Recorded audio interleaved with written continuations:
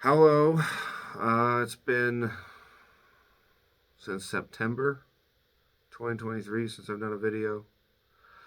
I think the last video I did, I had just lost my job and I was being positive about that.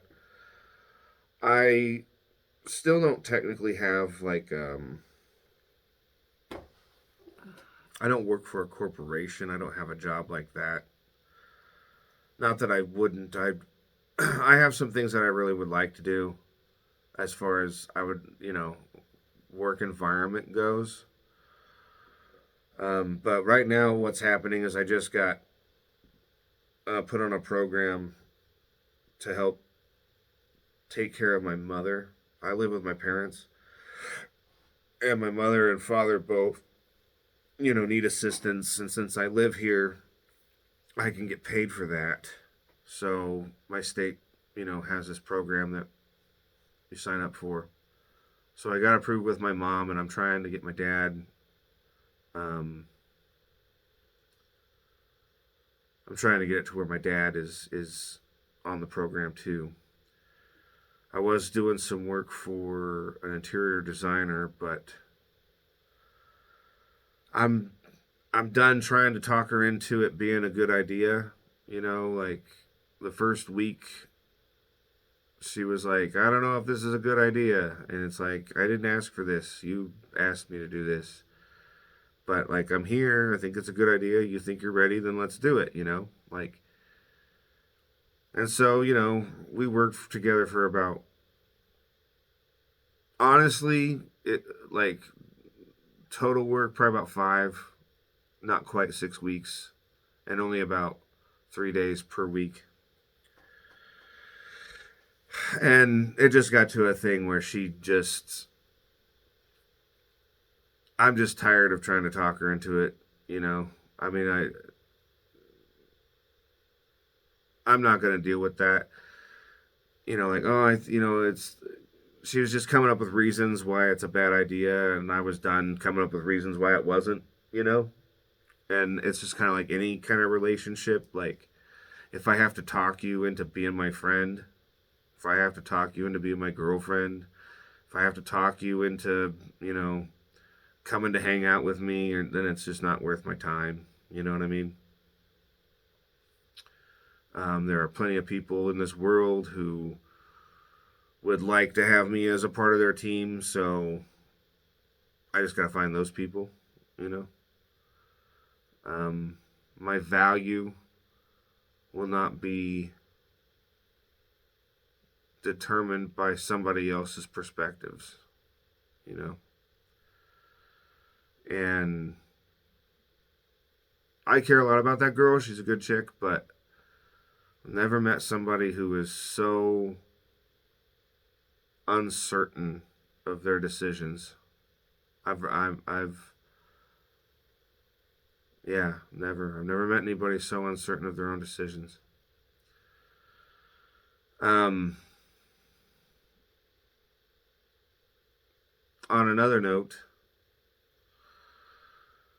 my 4-year-old little boy, I took him to go see Kiss. Uh, Kiss was their last tour. Kiss meant something to me when I was a kid. When I was growing up, Kiss meant something to me. It helped me with identifying myself as a person and the things that I liked. It was just a good thing for me to have in my life.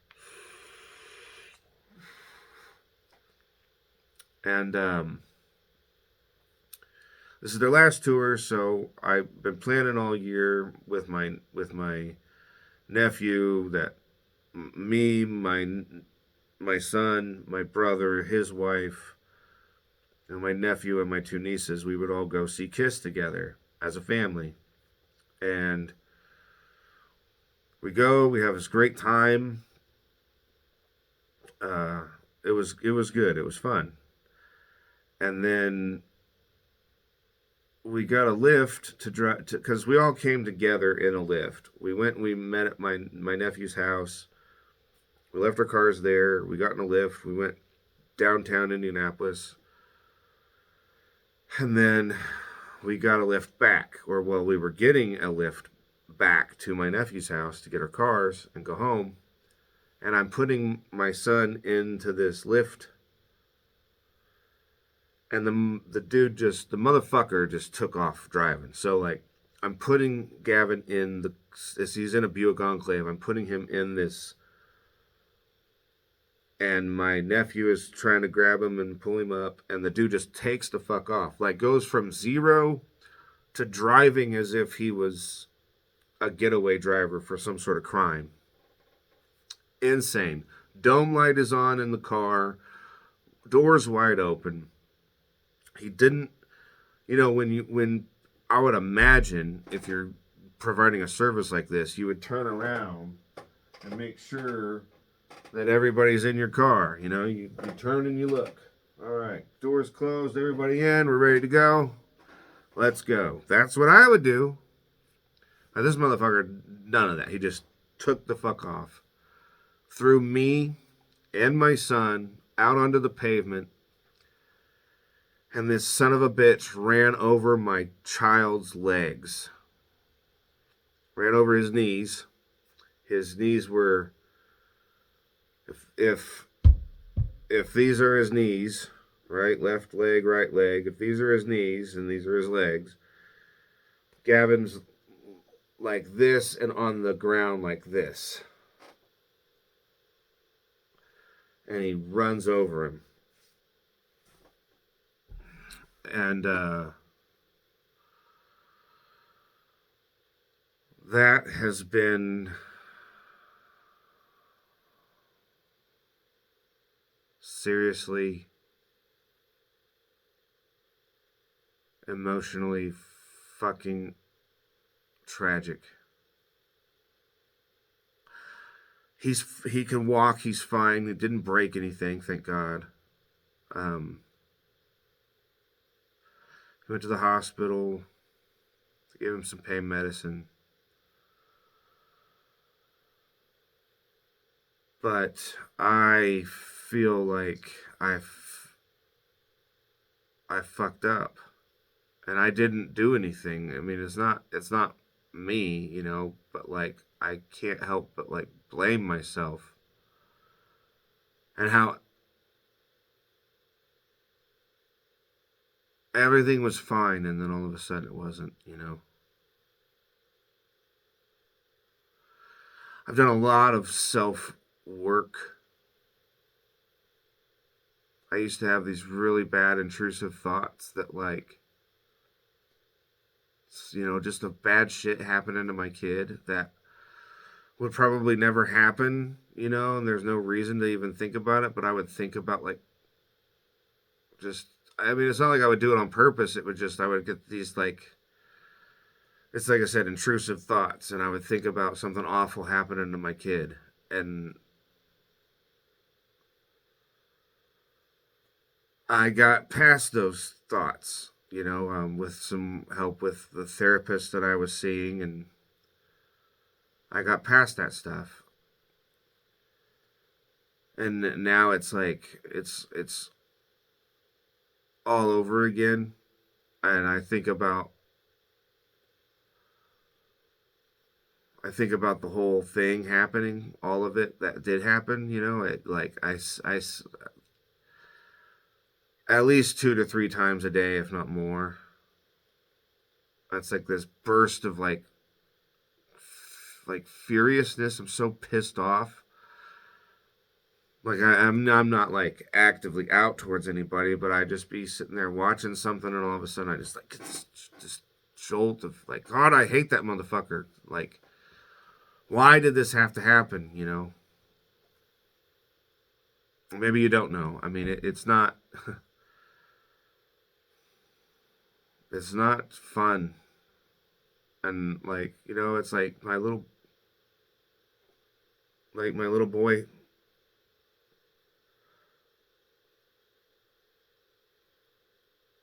It's like he's thinking like, I'm okay, Daddy's got me, And then all of a sudden I don't, and there's nothing I can do. And the only reason why he is alive is by chance. that he fell this certain way that he fell.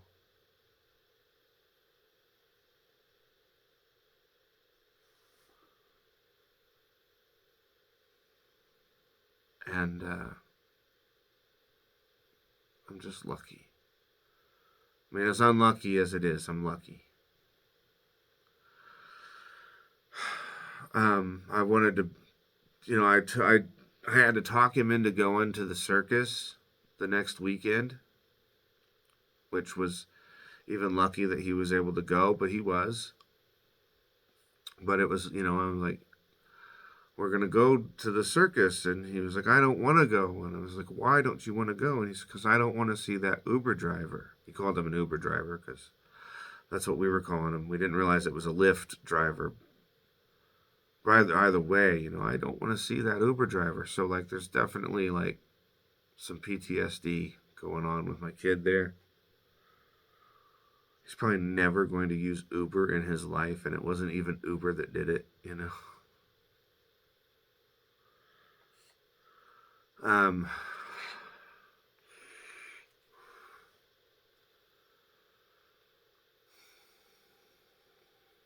I'm working on a lawsuit. It's crazy. Like,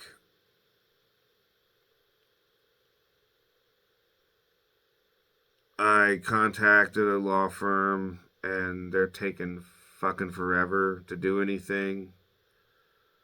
So I'm like trying to switch to a different law firm. I've got to go to a law firm tomorrow and sit down and talk with an attorney about everything. His mother's on board, although she partially blames me. And it might even, I don't know. She said stupid shit like, what business does a 4-year-old have being going to a Kiss concert? And if you weren't drinking, which I wasn't drinking, and like just all this stupid shit that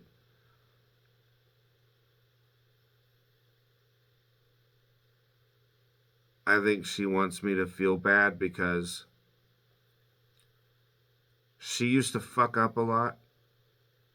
She'd be eating Xanax and driving her car, and she crashed the car with my kid in it like 6, 7 times. No joke. She broke a telephone pole in half from nodding out while driving. She flipped a car with my boy in it, I wasn't drinking. There was none of that. I had a beer with dinner at 6:30. I had another beer at the concert at like 7:30. The show was over at 11:30. That's not drinking. Drinking, if I had 4 or 5, 6, 7, 8, 9, beers, I had 2 beers in a basically 6-hour period. And that's plenty reasonable. And with food, it's not the same. It's not even close. But I think that there's like she wants me to carry some guilt, which I do. I don't just carry some guilt. I carry like all of the fucking guilt.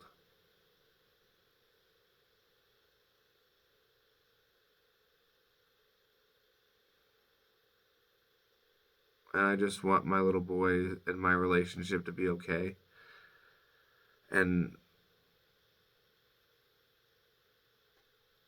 it might be okay. Maybe I'm just a really concerned and overprotective and scared dad, and I'm reading too much into stuff. But I just feel like there's this mistrust there now. Oh, I don't know.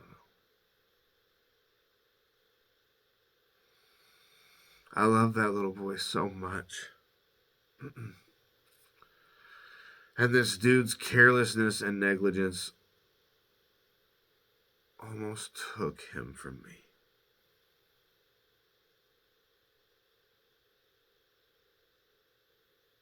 my only child.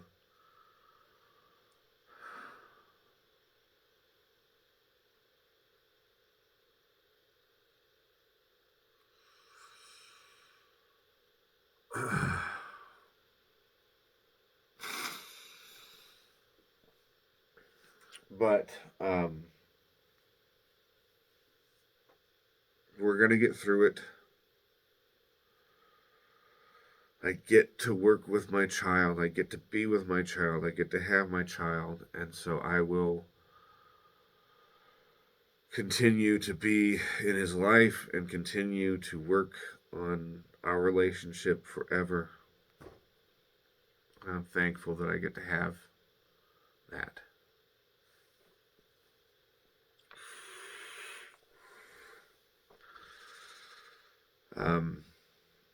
Another thing that's going on is this documentary film that I made and am making is being played in a theater in Maine. And it's a documentary about a specific YouTuber and his claims of his house being haunted. And I went there and I found that there are really interesting stuff that I believe to be paranormal. Whether you believe in that or not, I mean, whatever. But I do, and I experienced stuff, and but I also kind of figured out that the dude takes certain liberties to make his stories and his claims a little bit more interesting, and some videos that are, not what he depicts them to be. And so, I mean, this guy's got a big following. He's got over 250,000 subscribers. That may not seem big. It's huge to me. That's huge to me. But anyway, his followers are after me and angry with me because I came at this documentary. I mean, it's a documentary. It's not a ghost hunting show. It's not a ghost hunting show at all. Not that there are elements of that. There are definitely, but it's a documentary. Here's some facts. These are the facts. This is what I found. This is the investigation that I got myself in, and I started this back in January of 2020, and here I am 4 years later, and the things and the twists and the turns that I've figured, it's crazy. It's crazy. And his people are mad at me. Some people are, I mean, I haven't even gotten to the part in the documentary where I talk about the bullshit that he's done. I'm just, in the first episode, I'm just like, because it's a 3-part episode, it's a 3-part series.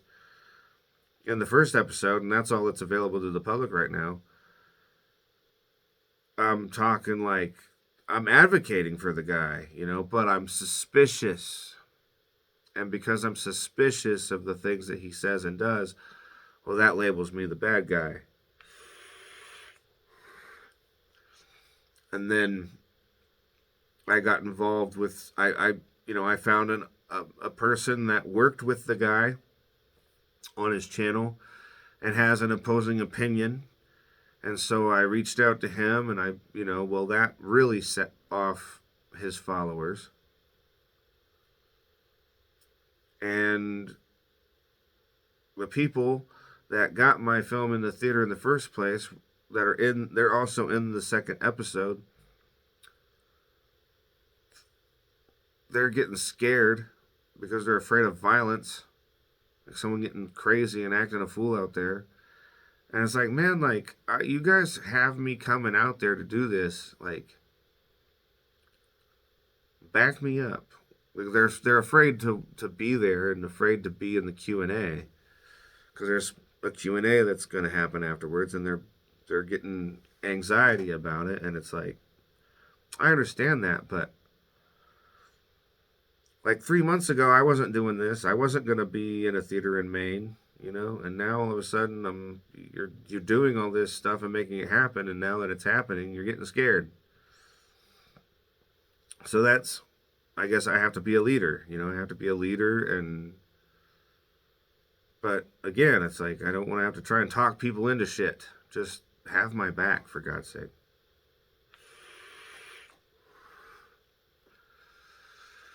Trying to join a gym. Um, I'm talking myself into joining a gym, and I've got to do something about my body being obese. I've just gotta, and I don't know. It's only gonna get harder, and then there's gonna be a point like the point of no return isn't too far away, and if I can get ahead of that and fix my body before that happens, I would be better off. I just lived a lifestyle of eat what I want, when I want, however much I want, sit around, work on movies, play video games, watch TV.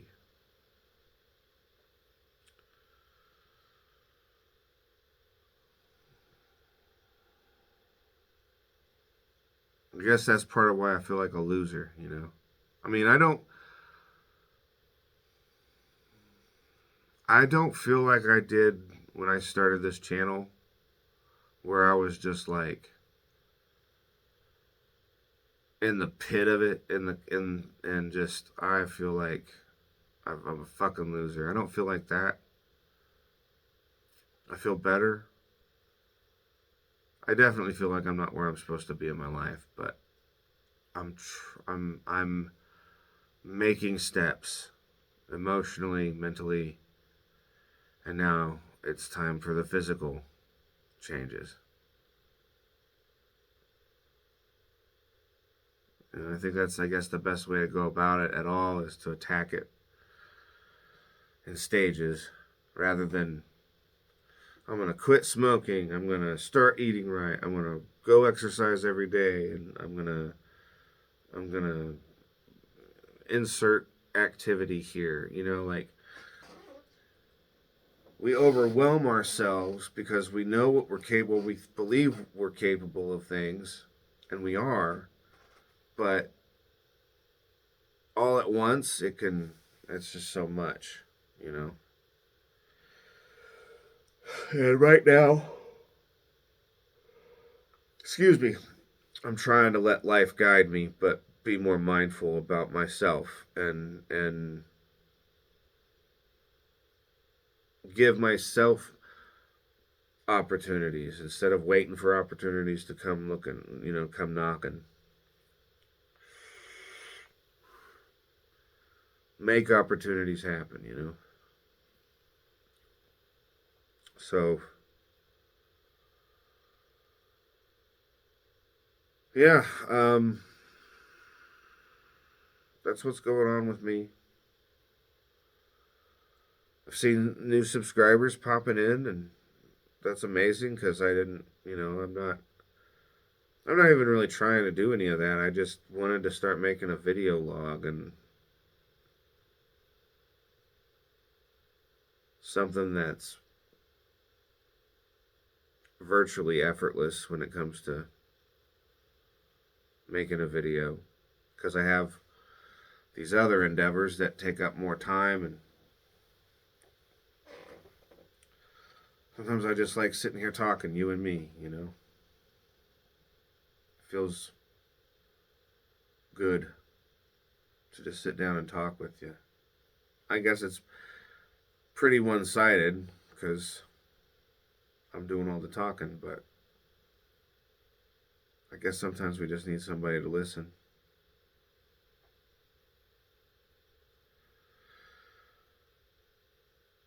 Thank you for dropping in and seeing what I'm up to. I'm gonna enjoy the rest of my day, not stress about money. I was pretty stressed about money a little bit earlier. Haven't solved anything, but I'm gonna tone it down a notch and yeah, find me something to eat and watch TV. Thank you.